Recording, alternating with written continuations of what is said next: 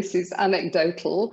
And World Without Wine, I've been running that for 5 years, and I've worked with hundreds of people now, and helped many people kind of ditch the drink. I haven't managed to help many people moderate, I must say, but that's kind of part of what I'm going to say. So I thought I'll tell you my story, my sorry tale, but a very short version. And then I'll tell you how I managed to stop drinking, and then just a few things that I've pulled out about my experience, what I've learned, particularly around the moderation thing. I wrote a blog once, didn't I, Phil, that he liked? It was called 7 Things I Know About Moderation. So I'm talking from that blog. Right, so my story, I mean, I grew up in London, you know, sharing a flat with other girls in my 20s. And, you know, we all used to drink, but it wasn't crazy. But one morning I woke up in hospital, and what had happened is I drank so much the night before that I'd completely blacked out. And unfortunately and dangerously, I'd blacked out in the bath with the door locked. And thankfully, my flatmates, you know, one of them banged on the door, got no answer, panicked. So she rang the fire brigade, who came and knocked the door down. And I was drowning, basically. So that was a very narrow escape. So I tend to divide my story into 3 wake-up calls. So that was wake-up call number 1. And that should have, you know, indicated to me that there was a bit of a problem here. But I didn't. I laughed it off, and my friends all laughed it off. And it just became a story, you know, and it was, oh, did you hear about Janet in her bath? You know, what an idiot, ha, ha, ha. So I carried on, you know, with the wine every evening, you know, but there weren't any other incidents like that. And then when I was 30, I married someone who also loved to drink. So we just fell in that, you know, very common British pattern where you go to Sainsbury's, you get your bottles of wine. Maybe we used to like Jack Daniels as well. And we'd get through a bottle of Jack Daniels and a bottle of wine a night. And we thought it was completely normal because all our friends did that. And we'd have dinner parties that would go until 3 o'clock in the morning, where everybody would get completely hammered. But it was fun, you know, and we both had good jobs, and we had a child, and everything was very functional. Managed to keep the show on the road, and we felt that we worked hard, so we played hard, you know, that was us. So that kind of went on nicely. And then in my 40s, I got divorced and married again. And that's when the trouble started because my second husband hardly drank at all. You know, he's French, and they have a completely different attitude to drinking. They're not like the Brits, you know, they don't go out and drink because they want to get the buzz and whatever. So, you know, after a while, he realized how much I drank, and he said, you know, you really drink too much and you change when you're drinking, and I don't like it. And so he started kind of nagging me, and you know, I'm quite rebellious, so I kind of ignored it for a while. And then it became obvious, you know, that he was going to leave me if I didn't get my act together. So that's when I started trying to moderate. It never occurred to me in a million years to give up alcohol. I mean, what would life be without wine? So I decided that I was going to moderate. I looked up the safe limits, the low risk limits, and I was horrified to find out they were about what I used to put away in an evening. But I thought, oh, well, you know, I'm going to try. I'm a strong person. I usually achieve what I want to. So I remember having a little diary, writing down all my units, you know, and I would be okay because I'd be white knuckling it for, you know, that period of time. And then one night the wheels would come off, and I would drink till I blacked out. And then the next day, obviously, there'd be a huge row, and I'd feel depressed and guilty, and it was a nightmare. So that was me trying to moderate. And that went on for 10 years. I call it my decade of moderation. And I still never thought I'm going to stop. I mean, no, why? How could I do that? I just didn't know how for a start. And I thought, well, I'm not going to AA. I'm not like those people, you know, I'm not an alcoholic. So yeah, that went on until I had my second wake-up call at the age of 55 when I got breast cancer. And it was quite serious, you know, I had mastectomy, chemotherapy, all that nightmare. And I still remember, I mean, this was years ago, but I remember asking my oncologist when he was, signing me off as okay. I said, I don't want to risk this thing coming back again. So what kind of lifestyle changes would you recommend? Shall I give up alcohol? Shall I eat more healthily? Shall I eat organic? I was prepared to do anything. And I swear, if he'd said to me, don't drink alcohol, I wouldn't have done, because I was scared. But he said, oh, just go away and eat and drink and enjoy your life. You've had a bit of a narrow escape, but you've got through it. So you must do exactly what you want. So I did, carried on drinking. And then eventually I had my third wake-up call, which I listened to this time. It was, I was away, it was here in South Africa. We had a weekend away with about 10 people. Most of them heavy drinkers, apart from my poor long-suffering husband. So, drinking away through Saturday, that was total blur. And then I woke up Sunday morning feeling dreadful, but pretending I was fine.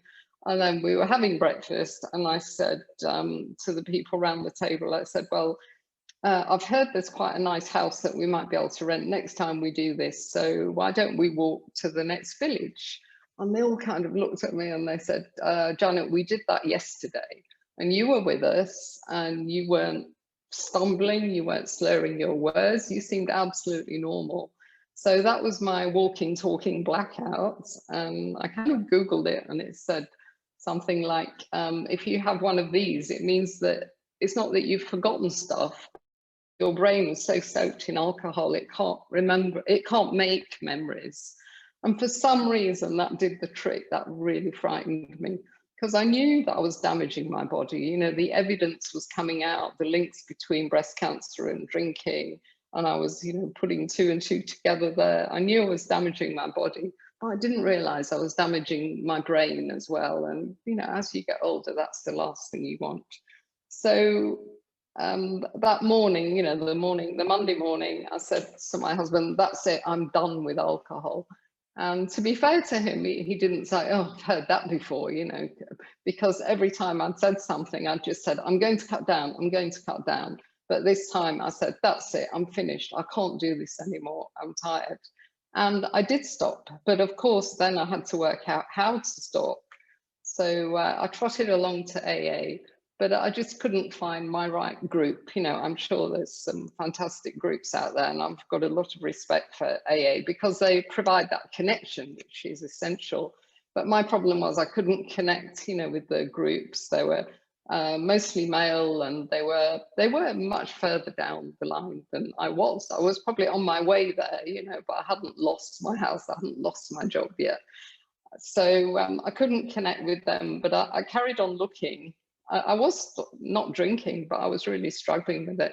So I went, I looked on the internet, and eventually I found a workshop in London, just a one-day workshop run by an organisation that you might have heard of called Club Soda. And it was great, because I met women there like me, women with nice families, good jobs, and they were drinking at least a bottle of wine a night, but not more. They weren't drinking in the mornings and whatever. So I could relate to those people. And we swapped numbers, and we also got some tools, obviously, some techniques from Club Soda. But because we kept in touch, I managed to get sober. And the way that I got into this work was that after I'd been sober for nearly a year, I was blogging actually at the time. I was blogging about my sobriety and getting lots of comments, and people were asking me questions, and I was telling them, just based on my experience, what I've done.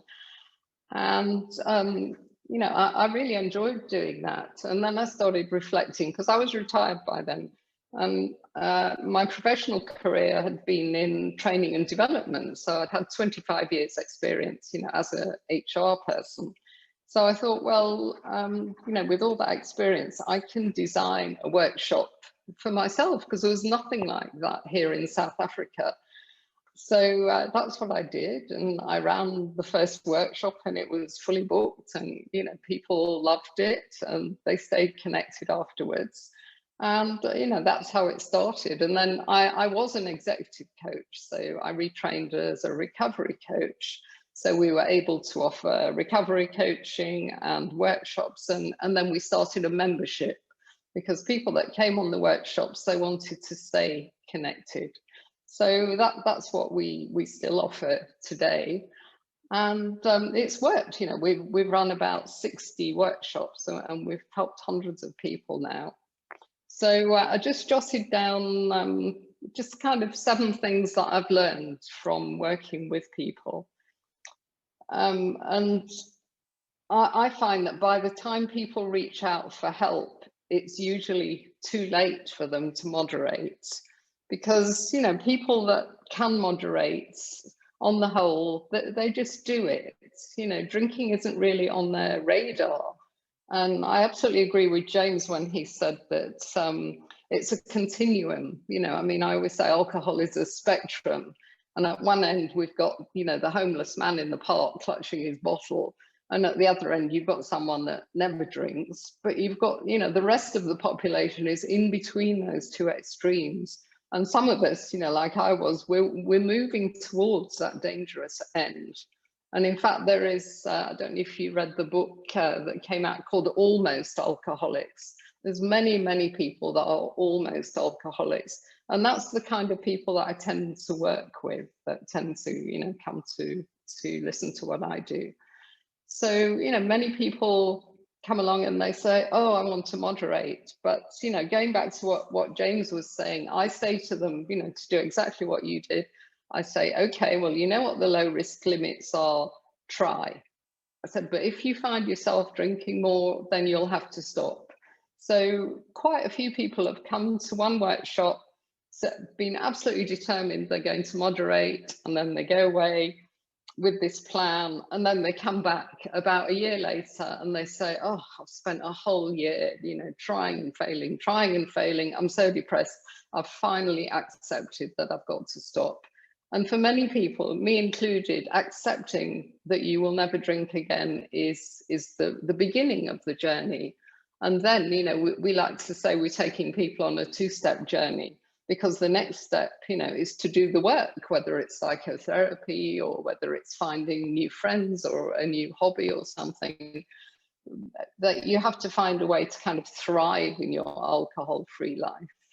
Because, we work on people's limiting beliefs. I don't know if any of you are familiar with Annie Grace. She wrote this great book. Yes, everyone's nodding. Yes, I love Annie. And, her book's called The Naked Mind, and it's all about limiting beliefs. And she, as she says, what with the liquor industry and societal pressure, we've all been brainwashed that we need alcohol to have a full and happy life. And, it's rubbish, but it makes a lot of people rich. So that's why these, beliefs are there. So, as Annie says, we end up with this conflict, because in our conscious mind, we know we've got to stop drinking. But in our subconscious is saying, but, how will I ever have fun again? I'm going to lose all my friends. How will I relax? So you end up with these voices, fighting each other, which is a horrible feeling. So the work is to work on those beliefs, and in my case, I had this limiting belief that I couldn't socialize without alcohol. It was out of the question. So, I turned it around intellectually. I said, I'm sure I can socialize without alcohol. And then I had to do the work. And that meant 6 really tough months of going out there and socializing without alcohol. And I just hated it mostly. Usually I would, give up after half an hour, but every time I just forced myself out there. And I saw each event as a challenge. I didn't expect to enjoy myself. And I was journaling the whole thing. So, I was writing down, was there any moment that I enjoyed? And, finally, eventually, after months and months of this torture, I found, it worked. I still remember coming home in a cab and thinking, oh, I had such a good evening. I'm going to meet this lady next week for coffee, and I'm going to read this book. And I thought, oh, and I didn't drink anything. And that was a turning point, and it still took months after that. But once I realized that I could do that. So now, my subconscious finally, it's accepted that I can socialize without alcohol. So that's, you know, what we try and do when we work with people. We try and find out what their limiting beliefs are. And yeah, just another thing that I've noted is that moderation can be part of the decision-making process, you know, because you do it in stages. You think, oh, I can't possibly give up, I'm going to moderate. And then you try and you fail, and you try and you fail, and then gradually you accept. So it's part of the decision-making process. And, you know, the other danger point, I mean, it's hasn't happened at all to James, for which I'm very impressed, but many people that I work with, they'll complete a period of sobriety, you know, 6 months, as long as a year, not 8 years, but a very significant period. And then they'll say, oh, I think I'm going to try and moderate now, you know, I think I'll give that a whirl. And it never works. You know, it can work for a few weeks, and then gradually it creeps up. And, you know, we have forums, and we're talking to people all the time, and somebody will say, oh, right, I'm going to try and just have, you know, 1 glass of wine at this event, and everybody piles in, and they say, don't do it. So, you know, all I can say in conclusion is that out of the hundreds of people that I've worked with, you know, 95, 96% of them really need to stop completely. And from my personal experience, it is much, much easier to give up than to try and moderate for many of us, because moderation takes up a lot of mental space. You know, you're thinking about it all the time. It's exhausting. There's a lot of more interesting things to think about. That's me. Oh, you're on mute, Phil. I'll try that again with sound. Yes, yeah, thanks very much. You have given us very much some interesting things to think about, not least of which is the fact that nagging is sometimes effective. What I wanted to ask you, I think you said in the blog post that you alluded to, was that 95% of people, you know, find that, you know, giving up is the best option. I mean, of the 5%, this small percentage, is there anything that sort of distinguishes them from the rest? Yes, and I'm so experienced now in giving workshops that I know when we all start off with a share, you know, with our story, and I know who's going to be able to do this out of people that want to moderate. And it's the people that didn't drink very much in the first place. I always remember we had one lady that said, oh, well, she would drink half a glass of wine and then she would put the rest in the fridge for the next night, you know, and we were all thinking, what are you doing here? So obviously she was a candidate for moderation. But mostly, you know, the people that I work with, they're drinking at least a bottle of wine every evening. And one thing that I didn't say, I do differ from AA a little bit in that with AA, it's portrayed as like a lifetime struggle, in effect, all this one day at a time. But the people that I've worked with, the people that have ditched the drink and are now happily alcohol free, it took them, you know, 6, 7 really difficult months, you know, changing their behavior. And it was tough. But then gradually it got better and better. And now, you know, in our organizations, we have sober buddies, you know, it's a bit like the AA sponsors. And, you know, they're absolutely happy in their decision. And there's no way they need to go to meetings and they need to label themselves alcoholics. You know, so that's where I differ. I think it's hard work for a few months and then, you know, the hard work is done. You can move on with your life. Okay, I was going to ask 2 questions in one. There are sort of 2 things that happen, I suppose, is one is that you decide that you're going to change your behavior, and then you decide, you know, where you're headed, what your destination is. Are there any sort of common elements to the, you know, the motivations for changing drinking that your clients have, and you know, what makes, you know, not drinking a better goal, you know, psychologically than trying to moderate? Yeah, well, we have an exercise called the why list that we make people do early on. And, you know, they have to list the reasons why they're doing this. I say, why are you here? And they're always really big reasons. You know, it's like my husband's going to leave me. I'm not spending any time with my kids. When I do, I'm not connecting because I just want to drink my wine. And, you know, my work is going downhill. I'm not as effective at work as I used to do. So they're all really big reasons. And we also say to people, you know, giving up drinking, your drinking isn't a problem, it's an opportunity. Because, you know, if you can, because people's lives open up again. If they have had a serious problem, you know, they get isolated, they just care about, you know, being in situations where they can drink. They stop doing things that they used to do when they were younger, that they used to love doing, and their life becomes very small. So for me, it's such a joy to see people's lives open up again. Mm-hmm. You mentioned there, I think socializing is an opportunity, you know, it's actually something which James mentioned as part of a sort of healthy attitude or healthy drinking pattern. As somebody who's sort of changed quite substantially their drinking habits, how does has your socializing changed? I mean, presumably there are differences in the experience of socializing now as from before. Well, it's been very quiet for the last year for obvious reasons. So Zoom oriented at the moment. Yes. But yes, I didn't really lose any friends, but I did, you know, inevitably have drinking buddies, particularly some girlfriends that we go out for long lunches. And you know, I was really keen not to lose people that I was fond of. So I changed my behavior because you know, I didn't want to judge them or say anything to them. They thought I was very odd to do this, but whatever, they indulged me because they love me. So I would go out to one of our usual boozy lunches. I would take my alcohol-free bubbly or whatever, and I would stay for an hour and a half. And then when things started getting silly, I would just say, okay, I'm off now. And I'd drive home. And they understood, you know, I had to train them. But so I would say, you know, to answer your question, not really.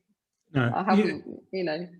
Yeah, the jokes aren't as funny necessarily when you're sober as when you're not. It's